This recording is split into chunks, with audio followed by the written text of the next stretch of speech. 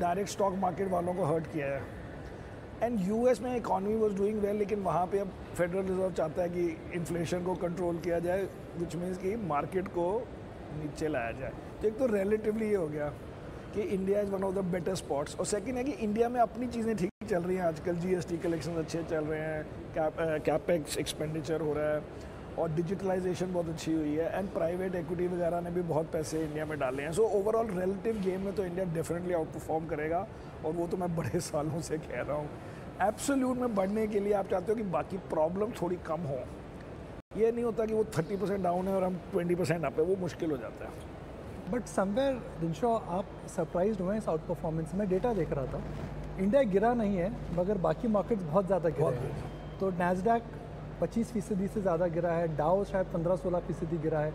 तो 15% गिरावट और 2% का आउट परफॉर्मेंस, 2% का उछाल, 20% के आसपास का आउट परफॉर्मेंस है, जो काफ़ी मैसिव है। नहीं है, बिल्कुल है, लेकिन आप फंडामेंटल्स भी देखिए ना। हमारे जी समीर भाई, रिजल्ट जो आए थे वो इतने ख़राब नहीं थे। उल्टा हम तो ये सोच रहे थे कमोडिटी के चलते बहुत तहस नहस होगा हमारे रिजल्ट्स के साथ, पर दे मेंटेन। आई मीन ऑब्वियसली थोड़ा स्पिल ओवर हो गया, लेकिन दैट वाज वन। दूसरा आप ये देखिए, rural markets weren't working, now the rulers have kicked in, rural market has kicked in. तो ये सब आपको देखिएगा तो फंडामेंटल में ठीक लगा, लेकिन हम भी ऐसे ही हैं। हम भी जब तक बाजार चलेगा हम हैं साथ में। और जैसे समीर ने बोला कि आज की तारीख में तो इंडिया ऐसा लगता है कि ऑप्शन नहीं है। अगर जो कोई फॉरेनर आ रहा है इंडिया में तो उसको तो बाहर बैठ के तो बहुत ही अच्छा लगता होगा इंडिया देख। पर समीर, एक मार्केट में पुरानी कहावत है कि अच्छी न्यूज़ और अच्छे प्राइस साथ नहीं मिलते हैं। The fact that India is a good place to be in, ये एक डिस्कवर्ड बात नहीं है। अभी सारे जहाँ से अच्छा हिंदुस्तान हमारा का जो नारा है, अब इस नारे को एक्सेप्टेबिलिटी मिल रही है, पॉलिटिकल एक्सेप्टेबिलिटी मिल रही है, इकोनॉमिक एक्सेप्टेबिलिटी मिल रही है, और मार्केट भी ऑल टाइम हाई के आसपास है। बट सेपरेटली देखो तो 6 महीने मतलब 2 महीने पहले 6 मंथ्स के लिए, एक्चुअली 9 मंथ्स के लिए एवरी डे फॉरनर बेच रहा था। तो दैट मीन्स ये एक्सेप्टेबिलिटी 2 महीने पहले नहीं थी। इसलिए ये मत सोचिए कि कोई पुरानी बात है। अगर उन्होंने आई थिंक इस साल $29 बिलियन बेचे, तो वो 29 बिलियन जब बेच रहे थे तो हम ही सोच रहे थे कि मुझसे, लेकिन वो नहीं सोच रहे थे। अब जब उनको सपोज चाइना के गिरने से या यूरोप के गिरने से या अपना 29 बिलियन बेचने के बाद रियलाइज़ करने से कि मार्केट गिरी नहीं, which itself is a sign of confidence. अब उन्होंने जब 2, 4, 6 बिलियन लेने की कोशिश की तो अब इंडियन दे नहीं रहे, क्योंकि इंडियन म्यूचुअल फंड्स और इंडियन रिटेल के पास अभी भी एपिटाइट है। तो अभी एक्चुअली देखा जाए तो मार्केट अच्छा इसलिए कर रहे हैं कि बेचने को कोई तैयार नहीं है। और जो अब नए खरीदना चाहते हैं, आइदर सेम लोग जिन्होंने बेचा था या नए, अब उनको शेयर ही नहीं मिल रहे। तो आफ्टर सम टाइम क्या होगा, इंडिया में नए IPOs होंगे, नई कोई प्राइवेटाइजेशन होगी, जिससे फिर वो थोड़ा पैसा अब्जॉर्ब होगा। समीर, आप बॉम्बे में रहे कभी नहीं है? मैं रहा हूँ जी, 5 साल में रहा। 5 साल रहे हो। तो when did you move to Singapore? In 98। तो सिंगापुर में बस दिल बस गया, दिल लग गया। उस वक्त मैं अलायंस में था, और अलायंस में इंडिया करने के बाद हेड ऑफ एशिया, वो इसलिए कि इंडिया में I was the first mutual fund employee of Alliance, और without having a local partner हम सबसे बड़े म्यूचुअल फंड बन गए इंडिया के 2002 तक, 3 तक भी। और वो था मतलब प्राइवेट सेक्टर में और इक्विटीज़ में खाली, जो मैं मैनेज करता था। तो मेरी प्रमोशन हो गई, तो प्रमोशन होगी तो आदमी मूव करेगा, तो उससे मैं सिंगापुर गया। फिर I was managing Asian money. लेकिन बाद में जब हीलियोस शुरू किया तो उस वक्त रूल्स ऐसे थे कि FII फंड जो है वो बाहर से ही करना है, वो हमारा रूल नहीं है, वो इंडिया का रूल है। तो फिर मैं वहाँ पे फंड मैनेजर तो वहीं से करता रहा, और वो परफॉर्मेंस तब से आज तक थोड़ी अच्छी है। तो इसलिए ये नहीं लगा कि परफॉर्मेंस इंडिया में अगर मैं बैठता तो मुझे कुछ ज़्यादा होती, तो इसलिए मोस्टली हमने सारे बॉम्बे वालों को बीट कर दिया जो म्यूचुअल फंड में है। सही। समीर, एक रिटायरमेंट एज होती है, अक्सर बोला जाता है हिंदुस्तान में 60 साल की रिटायरमेंट एज है। अब 60-61 मुझे सुनाई नहीं दे रहा क्वेश्चन। अगर आपको समझ आ रहा है तो आप रिटायर हो जाओ। मैं ये समझ रहा हूँ कि जहाँ तक हमें पता लगा है, ये ऑफिशियल इन्फॉर्मेशन है कि आपको इन प्रिंसिपल म्यूचुअल फंड का अप्रूवल मिला है। हाँ जी। अब 60 साल की उम्र में अब एक नए बिजनेस वेंचर में जा रहे हैं, 60 साल में लोग रिटायर होने की बातें करते हैं। नहीं, हमने देखा है 2 बंदों को, उनके नाम है चार्ली मुंगर और वॉरेन बफेट, जो रिटायर नहीं होते, तो हम भी नहीं होंगे। ये इन्वेस्टमेंट की कमाल की बात है ना, there is no retirement age. There no retirement age, बल्कि देयर इज इम्प्रूवमेंट एज। क्योंकि जो मिस्टेक्स नॉर्मली क्या होता है कि लोग कहते हैं कि जी आप मिस्टेक से सीखो। अब जो नए बंदे कहते हैं नहीं हम नहीं सीखेंगे, हम अपने आप मिस्टेक करेंगे। क्योंकि नॉर्मली पीपल नॉट लर्न, हम कहते हैं भाई ये महंगी चीज़ें नहीं चलती, नहीं हम ट्राई करेंगे। हमने वो सारी 25 साल में मिस्टेक्स हम कर चुके हैं। अब जब मिस्टेक्स कम रह गई क्योंकि सारी कर चुके हैं, तो उसमें अगर आप रिटायर हो गए तो उसका फ़ायदा क्या हुआ हमारे को जी सही बात है। या हमारे इन्वेस्टर को। तो नई मिस्टेक कर देंगे, पुरानी वाली रिपीट नहीं करेंगे।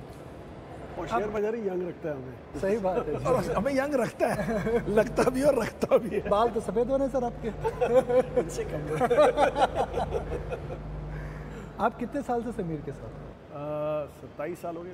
27। हाँ, बट अलग अलग स्टेजेस में। अलग अलग स्टेज। पहले ही वाज माय एनालिस्ट, मतलब सेल साइड एनालिस्ट फॉर। तो कितनी बार समीर ने आपके कान खींचे और कितनी बार पीठ थपथपाई है? हम जब हम पीठ को नहीं ठोकते इसका मतलब थपथपा रहे हैं। जब हम कान नहीं खींच रहे तो इसका मतलब हम बड़े खुश हैं। कान शायद ही खींचे होंगे।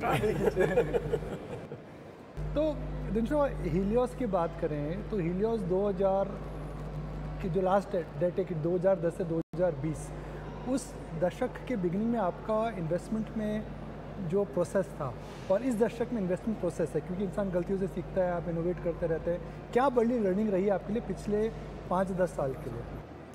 ये देखिए, प्रोसेस हमारा चेंज नहीं हुआ। प्रोसेस तो हमारा सेम ही रहा है from in fact alliance days, if I remember right.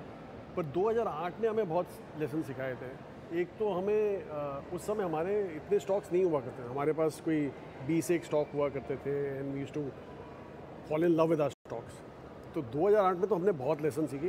एक तो पहले तो आपका portfolio has to be diversified. अभी कितने शेयर्स हैं आपके पास? अभी 35 30 और 35 बहुत ज़्यादा नहीं है। नॉर्मल म्यूचुअल फंड्स 45-50 तो जब हम म्यूचुअल फंड करें शायद हमारे भी 50 हो जाए। डाइवर्सिफिकेशन, बट फिर भी 35 is quite diversified in our business. तो वो था। कोई सिंगल कंट्री के है ना। दूसरा, always respect the global signals. हाँ, ये फ़र्क है। India is can not be an island in a sea of red. मतलब बहुत ज़्यादा नहीं करना चाहिए, क्योंकि हमने 2008 में टीवी में आकर या अपने आप सोचकर कि इंडिया अलग है, कि इंडिया Decoupling कुछ नहीं नहीं होती है, बट हो गई ना। जैसे उस वक्त मैं बड़े बुल्स कलेक्ट करता था, अब मैंने बेयर्स भी कलेक्ट करने लगा। आपको समीर ने मैजिक शो दिखाया है क्या? समीर ट्विटर पे अक्सर मैजिक शो दिखाता है। ये इन्होंने ट्विटर पे देखा है। पहले मेरे पे ही ट्राई करते हैं। तो समीर और लेसन्स में क्या हुआ है कि हमने ना 1-2 फैक्टर्स और ऐड कर दिए हैं। पहले हम जैसे पोटेंशियल फॉर डिसरप्शन हम ज़्यादा नहीं देखते थे, अब हम देखते हैं कोई पी फंडेड कंपटीशन तो नहीं आ रहा, जो नज़र नहीं आता बिकॉज हम मार्केट के स्टॉक देख रहे हैं कि कितने हैं, बट पता लगे कि कोई बड़े पी फंडेड प्राइवेट कंपनियां आजकल हो रही हैं। ये सब चीज़ें पहले कम भी थी और हमारे को भी इतना वो नहीं था। तो एवरी डे यू मुझे ऐसा क्यों लग रहा है दिनशो आप भी नहीं खा रहे हो, समीर को भी नहीं खाने? मैं खा चुका तो समीर खाएगा। मैं 2 खा चुका हूँ जी। नहीं जी, ये मैं जब बॉम्बे में पहली बार आया ना तो हमने डिस्कवर करा यहाँ पे गोलगप्पा जो है डिफरेंट है। Unlike in Delhi, where it's cold water, here the chana what you serve here is actually warm. ये टूट तो नहीं जाएगा मेरे ये डालने से? नहीं जी नहीं, ट्राई करिए।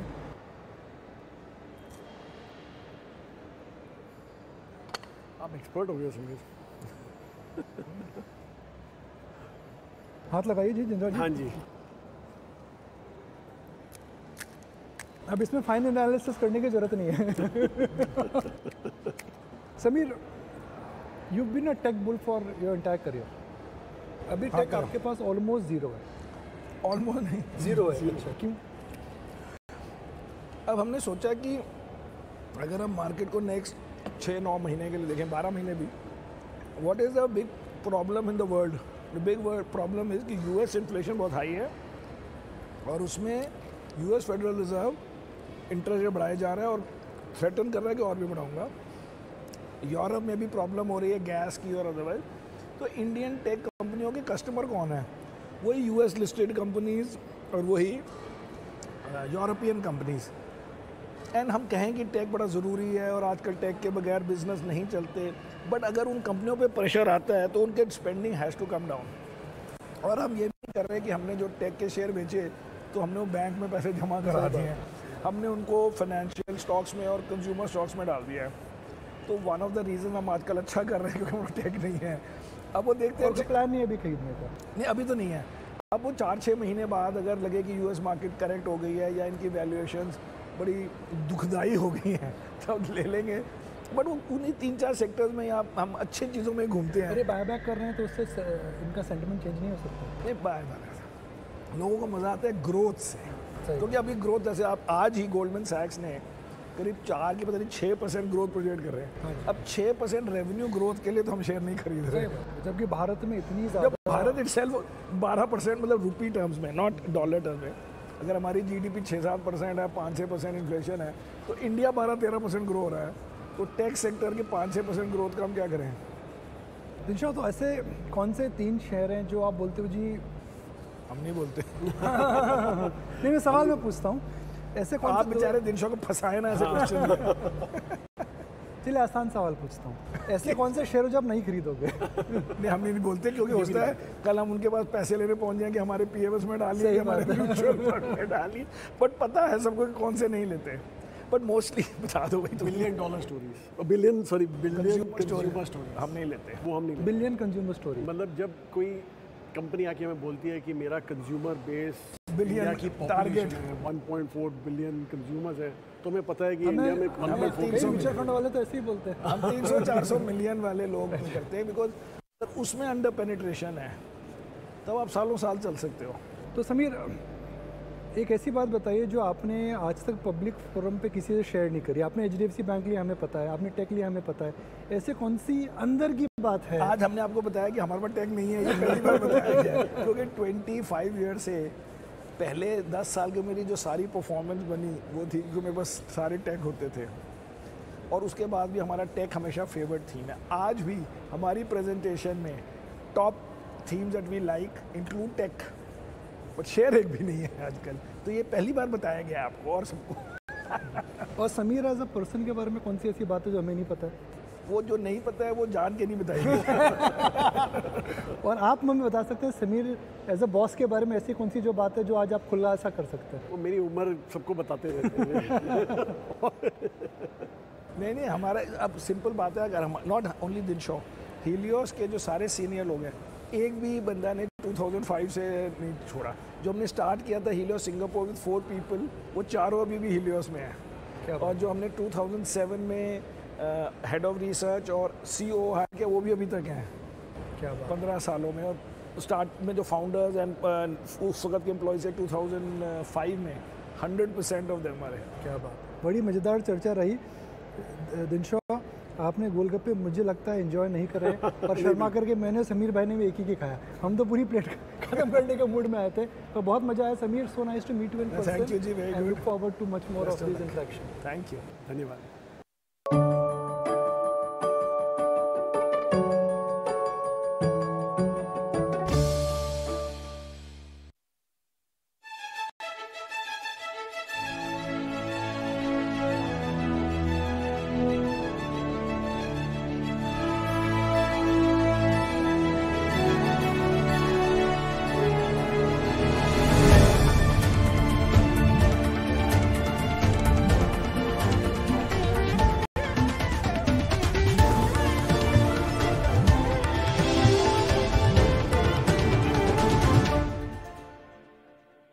Goodbye.